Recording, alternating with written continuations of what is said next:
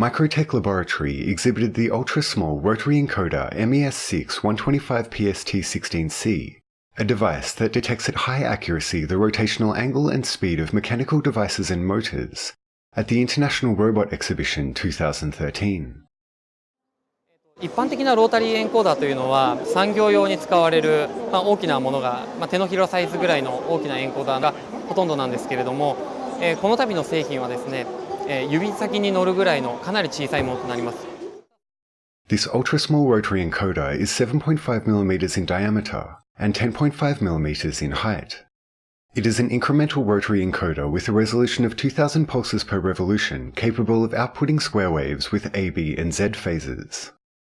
超小型の受光素子というものを独自開発いたしました。このセンサーを使うことと小型部品の精密組み込み技術、この2つが融合することで実現しております。分解能というスペックがあるんですが、これが従来のものと比較しても落とさずにそのまま外形だけを小さくしたと。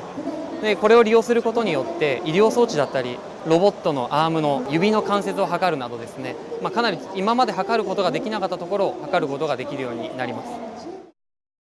This new ultra-small rotary encoder can be used in surgery assisting robots, humanoid robots, and narrow space probing robots that cannot accommodate conventional encoders.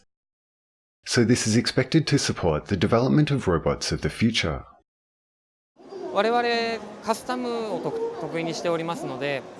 お客様の要望を広く受け取ってですね、製品として形にしていくというものづくりを今後も続けていきたいと思っております。